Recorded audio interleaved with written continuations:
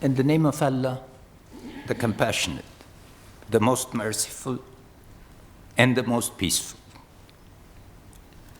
Excellency Karim Khalili, thank you for honoring me to accepting to head the Peace Council. A distinguished career is now brought to focus on bringing peace to this country.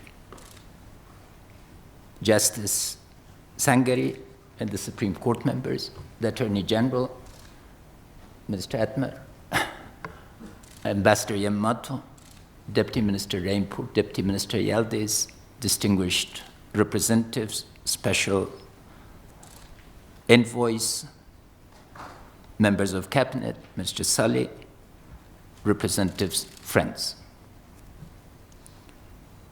6 days ago, 13 brave Afghan policemen gave their lives to stop a sewerage track packed with military-grade explosives from entering the diplomatic compound. A direct attack on the Vienna Accords. We were not the only targets. The entire diplomatic community was the target of this attack. The massive blast tore through the heart of Kabul, but thanks to their unflinching sacrifice, nobody from the diplomatic community was killed, for which we give thanks. But over 150 entirely innocent Afghan sons and daughters were killed, and more than 300 were brought to hospital with burns, lacerations, and amputations. Since becoming president 2.5 years ago, not a month goes by without my heart breaking.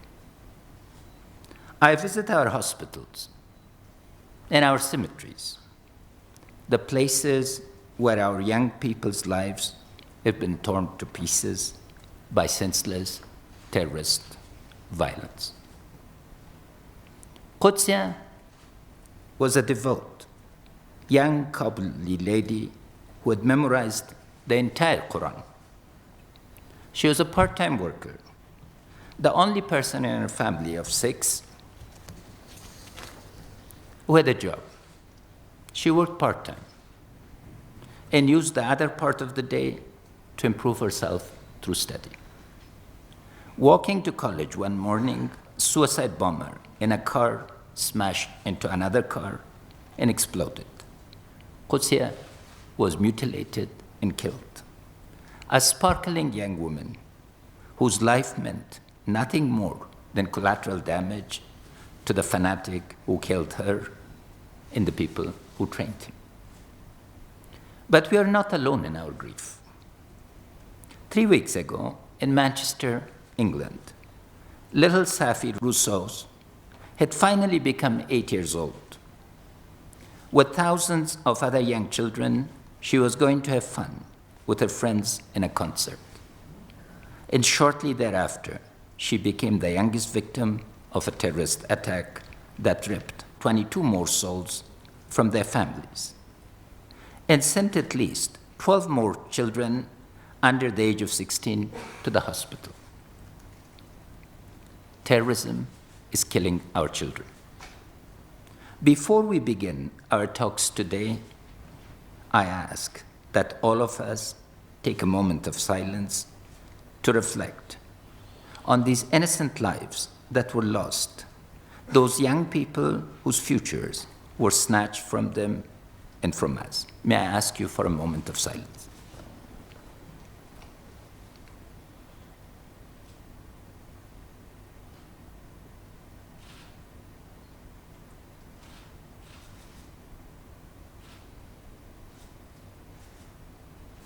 Let me begin by thanking you, the men and women of the world community, but also my Afghan brothers and sisters at home and abroad. You've stood with us as we stand with you to end the senseless violence in Kabul, in London, in Brussels, in Paris, in Turkey, in St. Petersburg, in Iraq, in Syria, and elsewhere. We acknowledge with gratitude the sacrifices that your countries have made, including that ultimate sacrifice which many of your soldiers have made on behalf of Afghanistan. Thank you, the United States. Thank you, NATO. Thank you, all our partners, for standing shoulder to shoulder with us in a common cause. We are gathered here in Kabul today to express solidarity against this terror and to begin the difficult process of defining a pathway that can lead to a just peace that ensures stability, security, and the rule of law. The first part of this challenge is straightforward. In 2006, the General Assembly of the United Nations adopted Resolution 6288, the United Nations Counterterrorism Strategy. That strategy calls on all state members of the international community to, and I quote, consistently, unequivocally, and strongly condemn terrorism in all its forms and manifestations, committed by whomever, wherever, and for whatever purposes, as it constitutes one of the most serious threats to international peace and security. End of quote. The 4 pillars of that strategy is what we've committed ourselves, and we hope that every member of the international community will implement.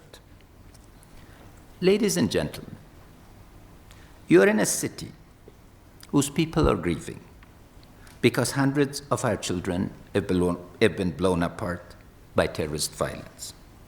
But while our people appreciate the word solidarity and support for our loss, what our people are demanding is justice. These terrorist attacks insult the very concept of justice. The rebels say they are fighting a religious war, but Islam is a religion of peace. To kill one Muslim, to kill one human being is to kill the entire humanity. That's the Quran. And it is Muslims, Afghan Muslims, innocent Muslim men and women and children who they are killing by the thousand. Narcotics, terror, extortion. Our religion has nothing but contempt for these tools of modern-day terrorism. They are terrorists, nothing more, nothing less. The world community has not yet come to grips with the full dimensions of the terrorist threat. The UN has documented the substantial growth in the scale of terrorism, in the sophistication of its operations, and in the brutality of its attack. Unfortunately, the scale of the response to terrorism's rise has been slow.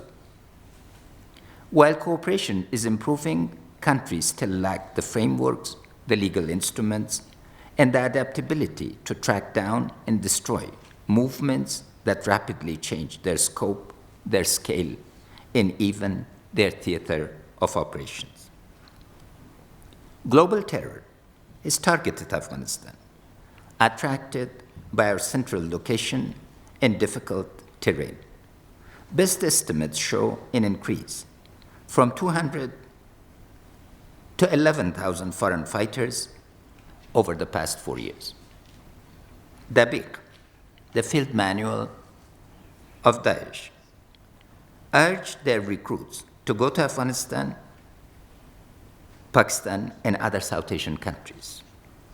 These people do not even pretend to bring any value to the Afghan people. They spill our blood, only provide a base for their criminal forays and violent activities around the region and the globe. The world must help us to respond to this threat. We are gathered in this conference because the world community signed a promise that terrorism would not be tolerated. State sponsorship of terrorism would not be tolerated. Transnational financing of terrorism would not be tolerated. And today, we're demanding that the world make good on this promise. The violence must be stopped. As Prime Minister May said, enough is enough. Terror must end. As the frontline state in the first line of defense of the security of the region and the world, we're making our full contribution. We're fighting 20 transnational terrorist groups on your behalf, and have focused both our armed forces and the full mobilization of our people in Nangarhar and other provinces to contain and eliminate Daesh.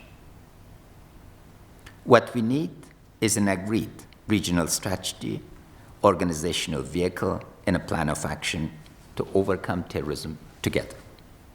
That is the task of the moment. That is the challenge of the moment. Refining a roadmap for peace amidst this complex and constantly changing global context was never going to be easy.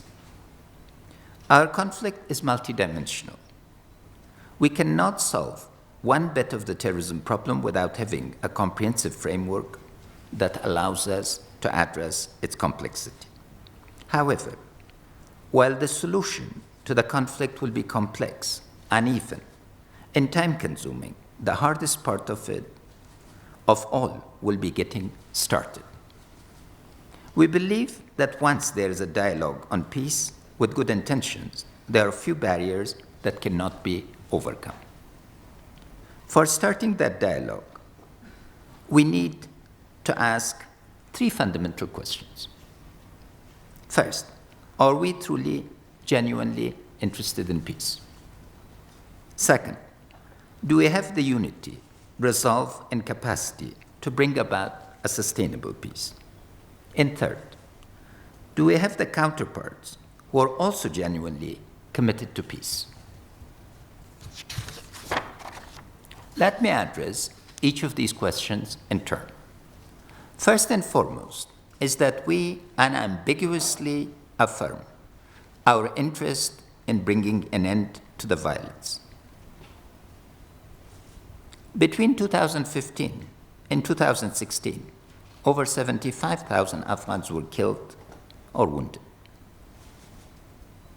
Over 4 million of our people are still refugees from violence. Our people want to see better lives for their children. But while the violence rages, our economy cannot grow and our people remain without jobs or hope. Our country is full of grieving mothers and impoverished widows. The orphans are asking me, what will be our future? Let there be no question at all. We, the government and the people of Afghanistan, the government of national unity, definitely want peace. The second question is whether we have the unity and resolve to negotiate. Answering this question requires addressing directly the challenge that our government has faced, both the burdensome legacy of issues of corruption, leadership and internal fragmentation, and the contemporary problems caused by disagreements within the political elite. We own these problems and do not deny that internal dissension is contributed to perpetuation, has been a factor in perpetuation of conflict. But in Brussels, in Warsaw, in Munich, and here in Kabul, we've presented our reforms. Despite the triple challenges of managing security, creating jobs after transition, and dealing with fractious politics, these reforms are bearing fruit. Let me summarize the ones most relevant to peace. The key to our negotiating credibility will be whether we succeed in reforming our security sector. I've said elsewhere, and I'll repeat again here, that the cutting edge for our security reform strategy is whether we succeed in reforming the Ministry of Interior. Defense has already started down the path of reform over the past 6 months, we have already taken sharp measures to improve the leadership, reduce corruption, clarify the mandates, and transform the support that we provide to our frontline soldiers. We've properly developed a 4-year plan, and we are making progress, significant progress, I must say, on implementing it. A new generation of our generals, brigadiers, and major generals are joining forces with the older generation to defend this country. And we will defend it to our last drop of blood. Let there be no misunderstanding. Our armed forces are ready, able, and committed to defend the honor, dignity, and the Constitution of this country. But the challenge now is to fix the Ministry of Interior. And here it's, of course, because creating a police, reforming as a police, is much more difficult than reforming an army, because the people deal with the people. Police deals with the people directly. We know that this challenge will not be easy, that there will be pushback and resistance, but it must be done. The police must become a force for stability. There are many good frontline policemen, as those 13 good men killed by terrorist blasts showed beyond doubt. But all too often, it's the policemen themselves who are the first victims of corruption and patronage. We cannot secure the country or sustain peace until the situation is changed. The Ministry of Interior's reform has already started, but we operate now under no illusion as to its difficulty. But I, Dr. Abdullah, the CEO, and the government are fully committed to reforming the police. Our security forces need to stand firmly on 2 strong legs, and they will. The hardening our security forces means that the Taliban cannot win militarily. They have to abandon this illusion that they can overthrow the government or divide the sacred geography into 2 political geographies. Afghanistan is united, and united it shall remain. We've already said that we aim for peace, but we cannot make peace if Taliban groups are not prepared to do the same. Peace is not just a matter of signing a peace agreement. A sustainable peace must be maintained, and for that, the essential acts are to provide justice and to create jobs. In Brussels, we promised to bring justice to the people. Our reformist Attorney General and our Chief Justice and the Supreme Court justices, in less than 1 year, advanced that agenda. Helped in particular by our friends from the European community and other friends through actions such as full reviews and replacement of professional prosecutors and judges. Over 1,000 judges have been replaced. There's been a 500% increase in the number of women in the Attorney General's office. And the economic reforms spearheaded by our finance minister has stopped the economic collapse that plunged hundreds of thousands into poverty after transition, with the World Bank now predicting stronger than expected positive growth for 2017. Democratic reforms, particularly elections, are key to consensus. We're fully committed to holding parliamentary elections in 1396 and presidential elections on time and without delay in 2019.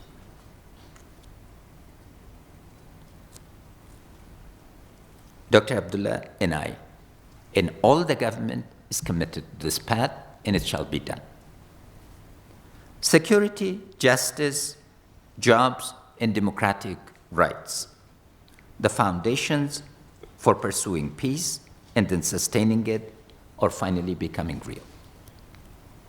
And so we come to the third fundamental question.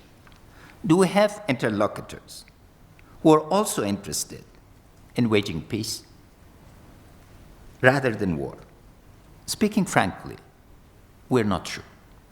Our top priority must go to finding an effective way to dialogue with Pakistan, I welcome the participation of the distinguished delegate from Pakistan. We've offered Pakistan a vision of prosperity, linking South and Central Asia together through trade, investment, and peaceful coexistence. As you all know, from the day I took office, the Government of National Unity and I went far out on a limb to offer an olive branch to Pakistan. It has not been taken. We won't be drawn into a blame game. We've tried bilateral, trilateral, quadrilateral, and even multilateral negotiations to bring an end to conflict and terror. But we've made little progress. We want peace with Pakistan.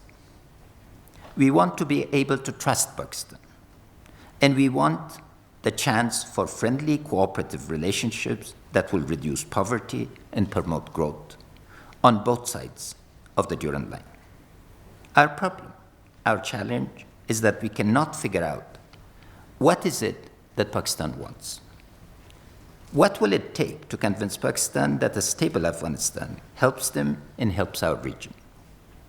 We continue to make an unconstrained offer for a state-to-state peace dialogue, but we cannot, nor can any signatory to the UN Counterterrorism Convention, accept that the agreed global consensus is not acted upon. So we again call on the government of Pakistan to propose its agenda and a mechanism for that dialogue which can lead us to peace and prosperity. Our second interlocutor are Taliban groups. Here, our questions are about who represents them and what is it that they want.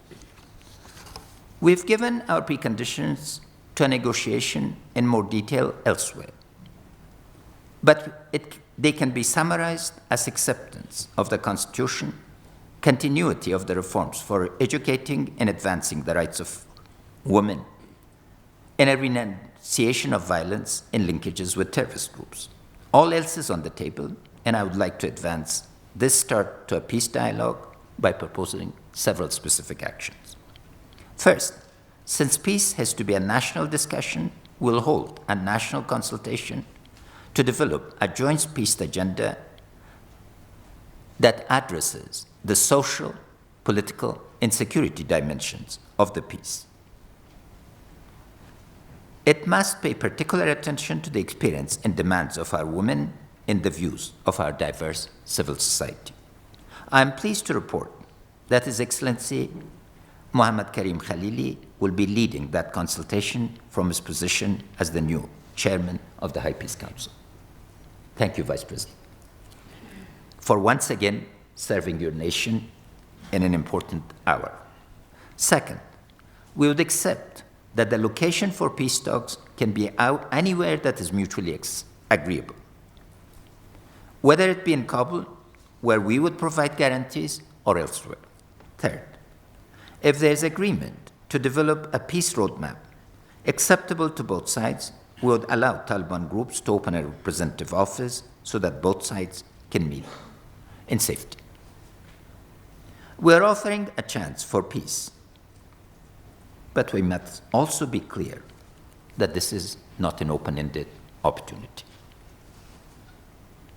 Taliban-sponsored terrorism is creating a platform that is bringing terrorists from all over the region to Afghanistan. There's not a single one of these 20 terrorist groups operating that is not linked to them and does not operate on their platform of criminality and drug running. The acts of violence they carry out routinely clearly meets the standards set for the definition of terror and terrorism in UN documents.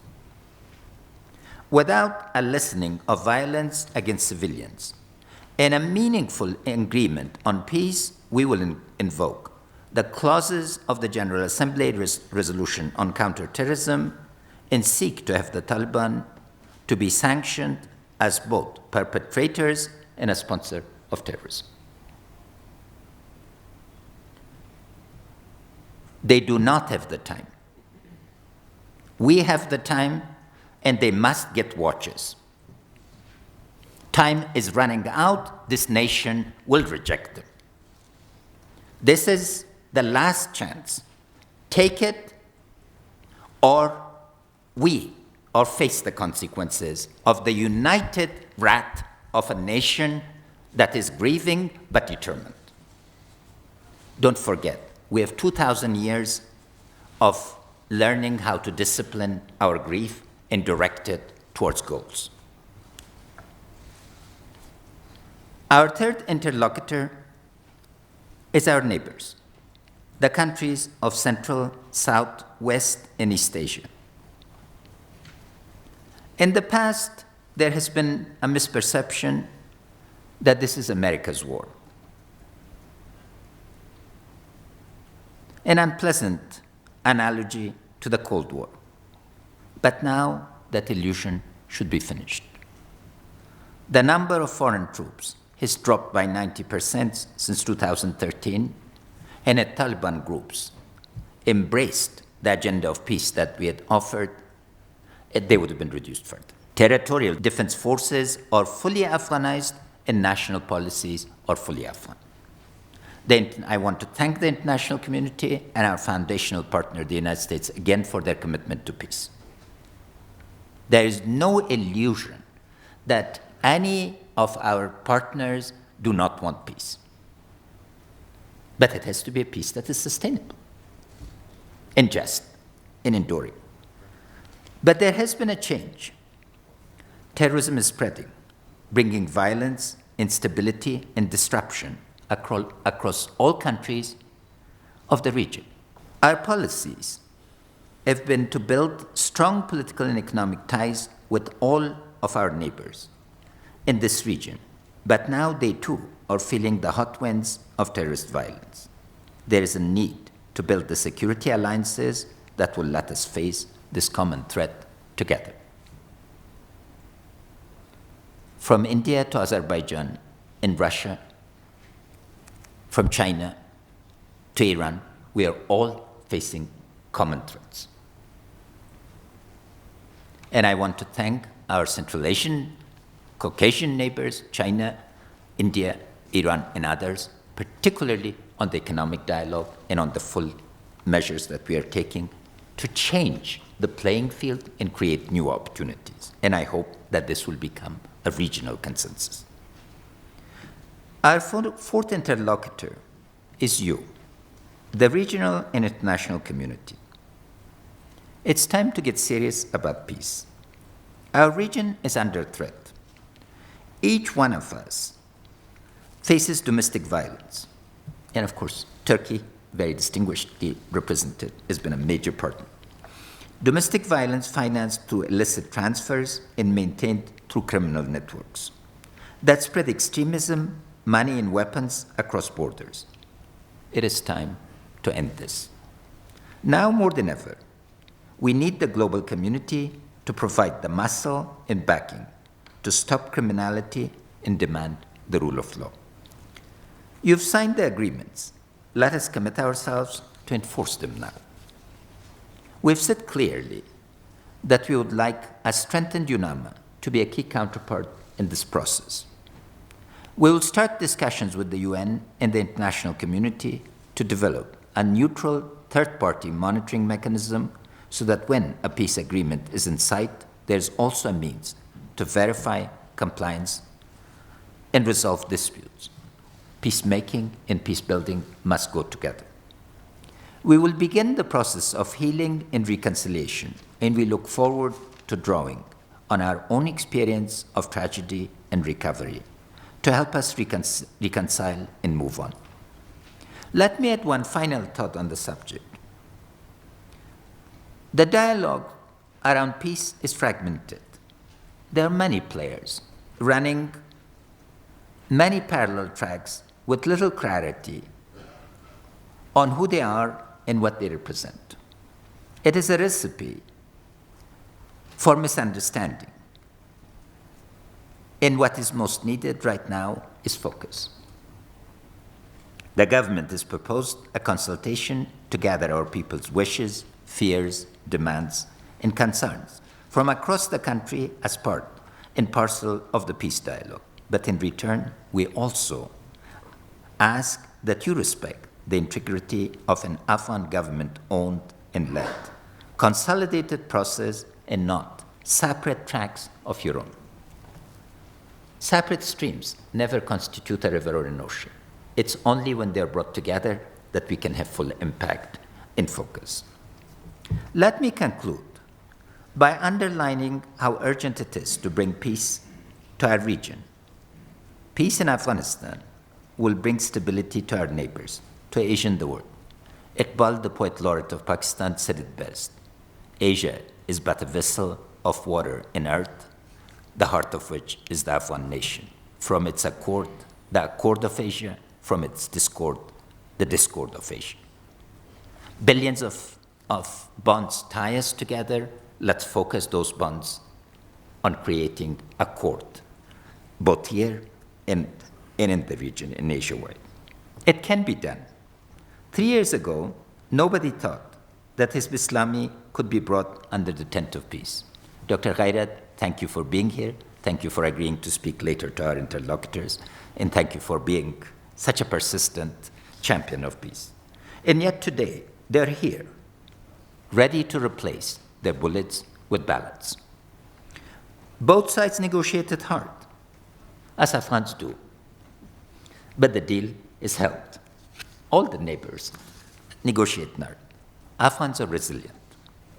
We're a nation not just of survivors, but of champions of our identity. We have 3,000 years of history at least. We have no problem about who we are. We have never had a separatist movement in our history, in our darkest days, and we shall not have one. This nation's tragedy is that it has always had weak states. But let's make no mistake about the resilience of the nation and our people. We've all known hunger. We've all seen what terror does to our friends and our families.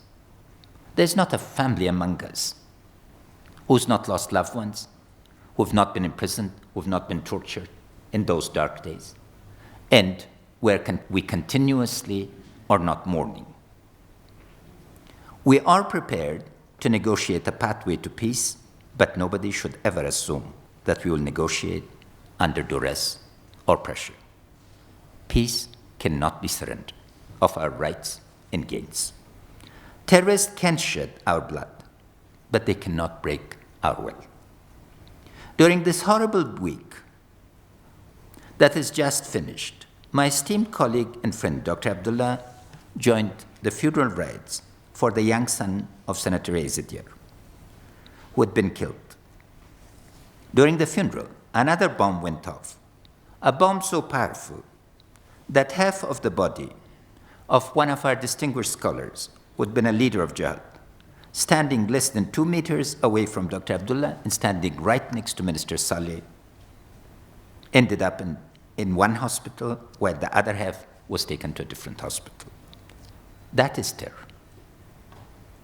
And yet, that evening, even before the blood and debris had been fully cleared away, and despite the fact that the risk of more bombs remained extraordinarily high, Dr. Abdullah stayed to finish the funeral and pay the honor and respect that no terrorist could deter.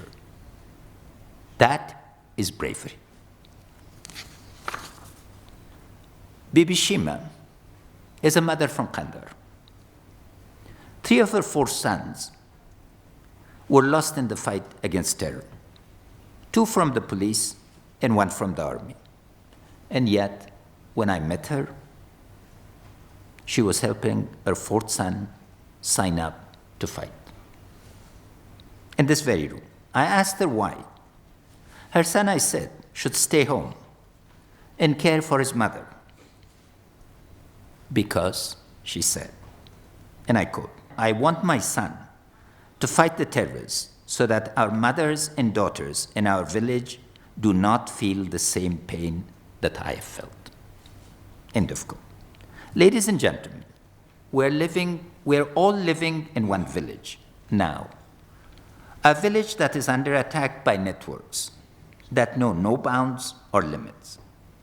Our purpose today is to show that we are strong as Bibi Shima, as brave as Excellency Dr. Abdullah, and as committed to ending the reign of the terrorists as are 31 million of my Afghan brothers and sisters, whom I have the honor, the privilege